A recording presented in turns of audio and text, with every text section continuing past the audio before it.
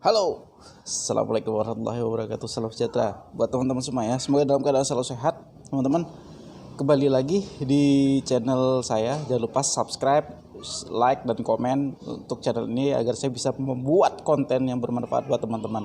Oke, kali ini saya akan membagikan tips bisnis bagaimana membuat strategi pemasaran untuk menjual produk teman-teman. Oke, kali ini saya akan membagikan 7 tips atau trik bagaimana melakukan pemasaran produk buat teman-teman. Yang pertama, teman-teman harus men-setting bagaimana pembuatan produk.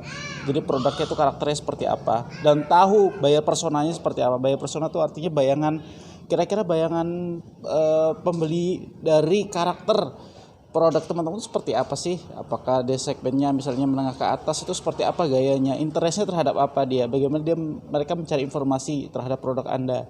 Kemudian bagaimana dia bergaya hidup seperti, dan apa yang dia pakai, penghasilannya berapa, demografinya seperti apa, interestnya dia seperti apa. Itu kuncinya sampai di situ.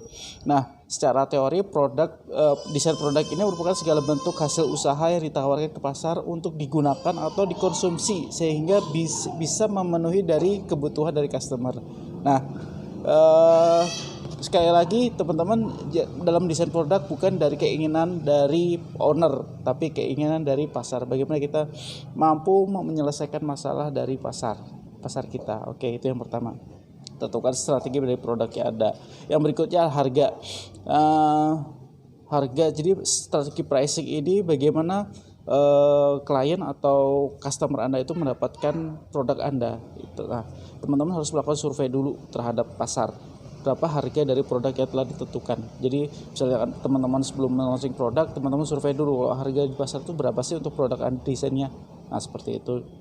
Teman-teman melakukan riset dari kompetitor seperti apa. Saya juga gitu ya. Jadi sebelum launching produk tentang kesehatan, saya kan jangan lupa Pak D saya katalog atau Pak D saya produk tentang kesehatan dari sayur buah murni, itu dari cold press juice produknya. Itu murni dari sayur dan buah, tidak ada tambahan gula, dan itu benar-benar murni dari sayuran segar dan buah segar yang kami buat. Nah, itu saya melakukan riset pasar.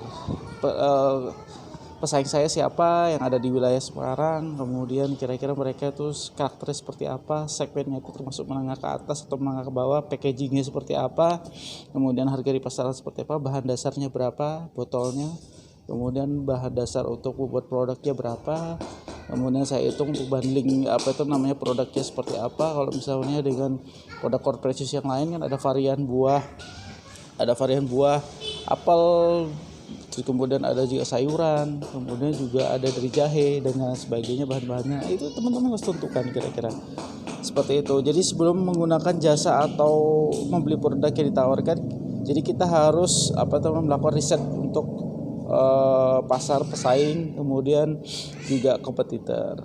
Oke. Yang berikutnya adalah yang ketiga, tempat, place. Ini teman-teman juga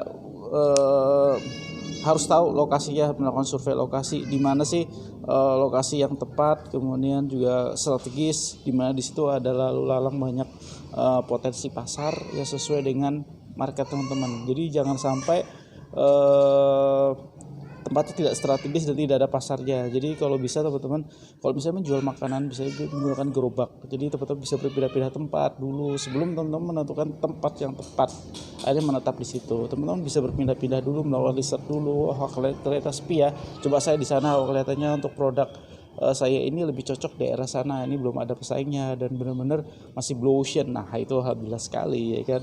Dengan lokasi yang strategis, konsumen atau calon pelanggan dapat lebih mudah menemukan dan menjangkau produk teman-teman itu sendiri.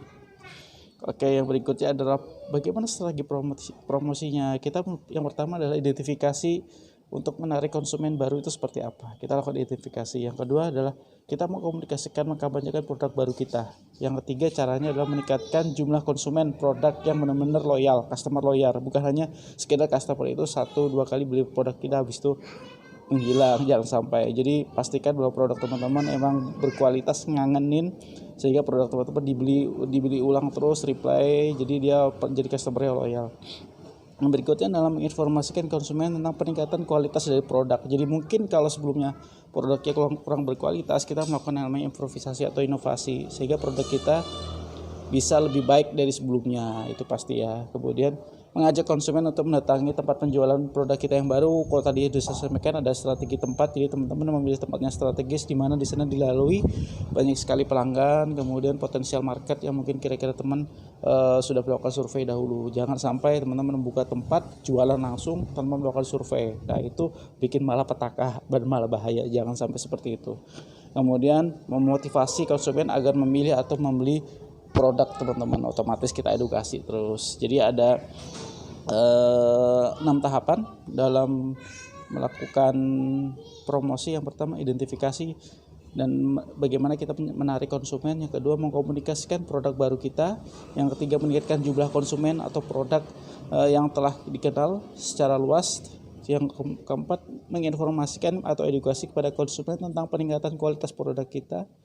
Yang kelima mengajak konsumen untuk mendatangi tempat penjualan produk kita yang baru. Tadi setelah kita melakukan survei lokasi yang strategis, kemudian bagaimana memotivasi konsumen agar memilih produk kita yang lebih bagus dari produk yang setelah melakukan riset development inovasi yang luar biasa.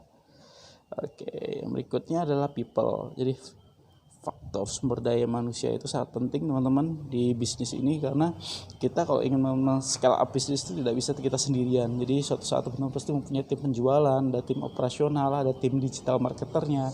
Nah, pilih orang-orang yang berkualitas dan orang-orang yang loyal.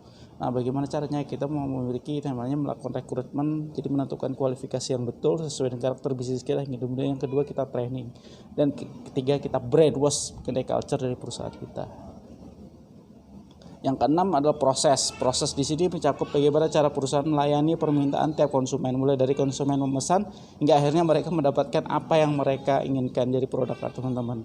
Jadi prosesnya seperti apa, buat SOP yang betul dan kemudian trainingkan kepada tim teman-teman. Sosialisasikan dan trainingkan kepada teman-teman, itu penting, jangan lupa. Yang berikutnya ada terakhir adalah tampilan fisik. Tampilan fisiknya adalah di sini bagaimana perataan bangunan dari suatu perusahaan. Apakah usaha teman itu menggunakan interior yang unik, lighting system yang menarik, kemudian desain ruangan yang menarik dan menarik perhatian, atau bisa juga kalau misalnya produknya tadi, kalau saya produknya tata kesehatan, packagingnya itu yang menarik, produknya saya berkualitas, ya kan, produk kesehatannya minuman itu presisnya berkualitas, bahan berkualitas, kemudian packagingnya juga menarik sehingga menarik konsumen untuk membeli lagi. Wah, packagingnya nih juga ada motivasinya nih. Nah, itu suatu hal motivasi yang bisa kita gunakan untuk melakukan tadi mengedukasi produk kita bahwa kita sudah melakukan inovasi. Jadi kita menginformasikan bahwa produk kita ini baru loh. Jadi kita sudah melakukan inovasi dari sebelumnya, kualitas produknya lebih bagus. Seperti itu. Oke, teman-teman, di sore hari ini saya sudah membagikan 7 hal bagaimana cara memasarkan produk kita. Yang pertama itu tentukan strategi dari produk kita. Yang kedua strategi pricing, tentukan harga pasarnya setelah melakukan riset. Kemudian tentukan tempat yang strategis untuk memasarkan produk layanan kita. Kemudian yang keempat, lakukan promosi terus, edukasi terus, gitu ya, lakukan edukasi pada konsumen kita ataupun yang sudah membeli mencoba produk kita. Yang kelima, pastikan bahwa teman-teman kalau sudah memiliki tim itu memilih orang-orang yang baik. Caranya melakukan rekrutmen, training, kemudian brainwash culture produk perusahaan teman-teman. Yang kemudian proses, buatlah SOP yang betul untuk bagaimana customer bisa sampai membeli produk teman-teman dan sesuai dengan keinginan mereka, kayak gitu. Dan terakhir ada tampilan fisik. Jadi pastikan tampilan fisik dari produk teman-teman itu unik dan menarik, packagingnya juga berkualitas, bahannya juga istimewa dan kreatif. Demikian 7 hal yang saya sampaikan. Jangan lupa subscribe, like, comment, dan share konten ini agar saya terus membuat konten yang berkualitas. Terima kasih.